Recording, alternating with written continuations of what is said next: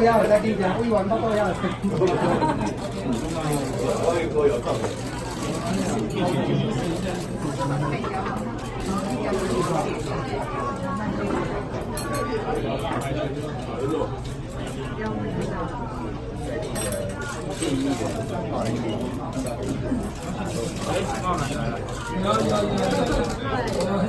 消息一定会跑到，一定会到的。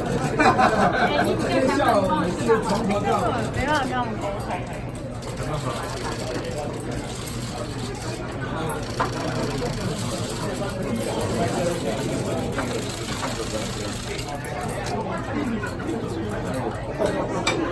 总统为什么要把面给吴一农？他可以多次吗？那你好像第一次来，首次帮你站台，对不对？是，总统其实真的很给面子，然后来待这么久的时间来到我们民生社区。那大家也看到，其实社区的居民多么的为总统在这个打气。那其实我们看到就是说，以前我们以前以为的这个蓝绿板块哈，其实已经慢慢在改型，慢慢在改变了。民生社区越来越多人看到我们蔡总统过去几年的表现，我们执政党的表现，那越来越支持我们民进党，这个对我们是很大的鼓励。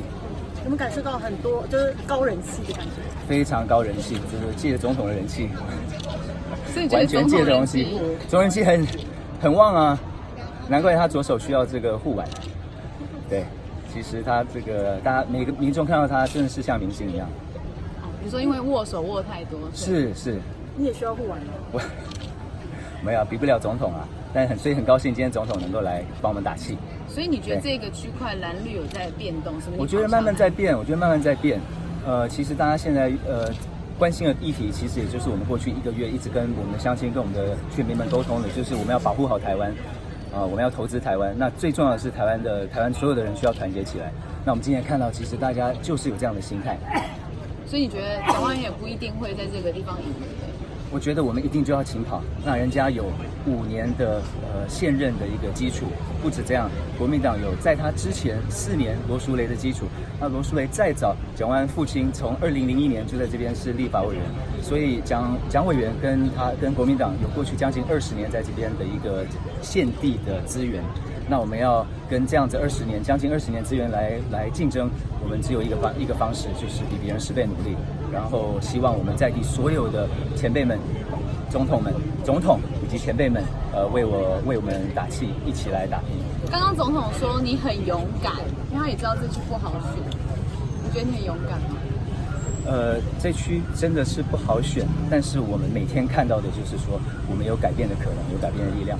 然后当然时间没有站在我们这一边，今天是10月11号，离我们选举日整整3个月。